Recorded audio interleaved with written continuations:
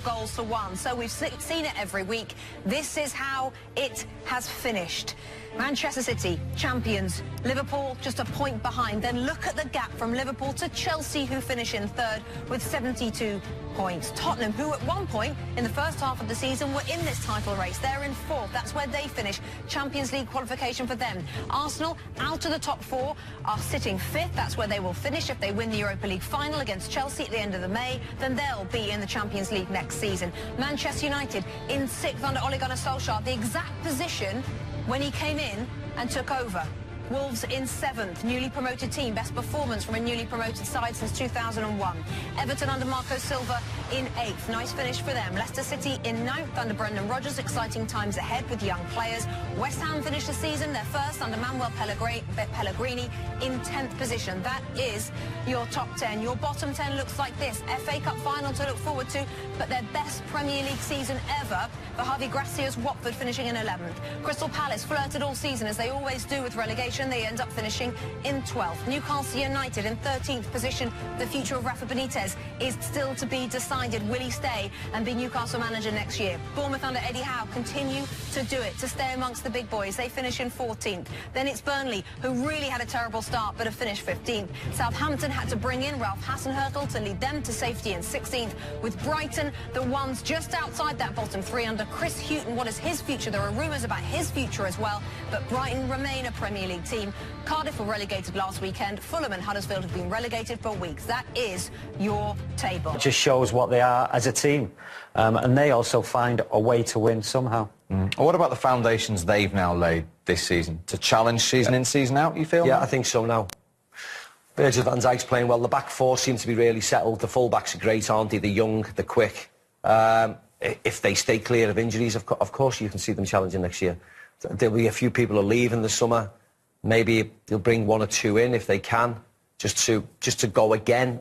But yeah, they're here for a while, aren't they? The way they're playing, definitely. If you look at the managers there in Klopp and Guardiola, when you get a good one, find a way to keep it. You see with Man United, you lose Sir Alex. Since then, it's been it's been a disaster, really, hasn't it? Those guys aren't going anywhere if those managers decide to stay there. What Jurgen Klopp's done there in those 3 years is absolutely unbelievable. I really think they're brilliant to watch. The shame is City are just a little bit ahead in terms of recruitment, in terms of recruiting players, but other than that, there's not much in it. And you're debating whether Pep might be there or in a year or two. I mean, Jurgen Klopp looks like he's around for the long haul here at Liverpool. He's building a club, not a team, isn't he? Yeah, I think like a lot of clubs, they worry about, you know, if the big guns come in, Barcelona, Madrid.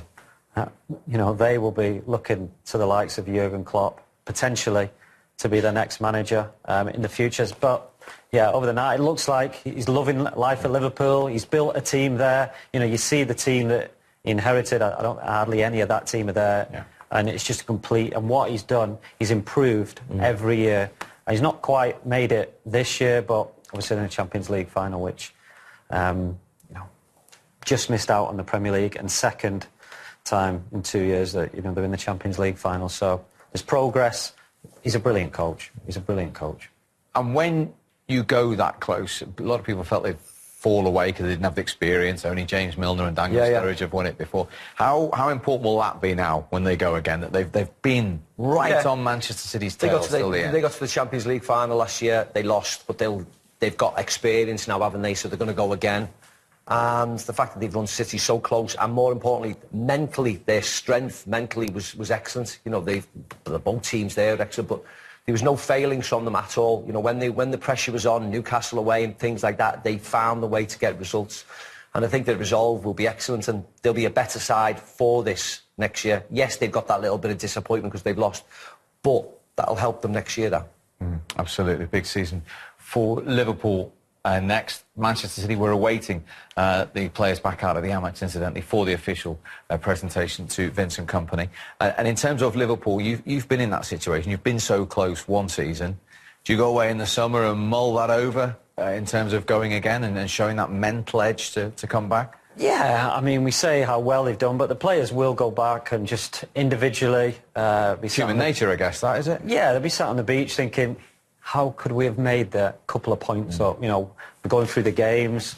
But, yeah, my first full season, we lost out to Leeds, and it just made me even more determined the next season, both individually and as a team, to come back and just go that extra step. I can't see anyone else challenging these two teams next year.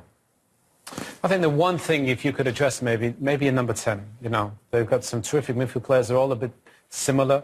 You just think about goals from midfield, you know, defensively they don't have any issues there. They've got best goalkeeper, best defence. You probably need more goals if you want to find a way to turn some of those draws into wins. So can they? Unfortunately, unless you get over the line and win something, that will be levelled at Jurgen Klopp and his boys, and you just hope that they get their rewards in the Champions League final, because the standard of football that Liverpool and Manchester City have set, they deserve to win something, don't they, for their endeavours this year. And he's still managing to smile for pictures with the staff and their families on the lap of appreciation. Yeah, it's the last game of the season, and you can see he's very happy. He must be very proud of the team, and the team should be very proud of themselves. You just, as I said before, they deserve to win something now, and it's a brutal game, football, isn't it? You know, one team wins and everybody else loses, and unfortunately Liverpool have to pick themselves up and go again in a couple of weeks.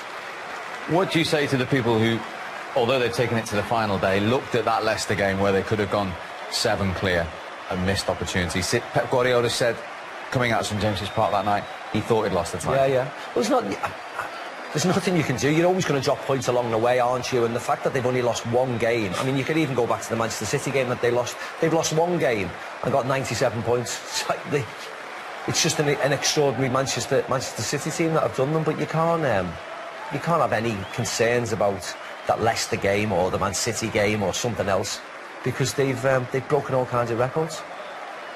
Yeah, I think the only thing for Liverpool is they only lost one, but what they draw, 6 or 7, you know, that's probably the difference between them and Manchester City, because they're not absolutely unbelievable, Liverpool, and if they can find a way, 1 or 2 draws here or there, title could be theirs next season. Best away team, best defence, they tick virtually every box.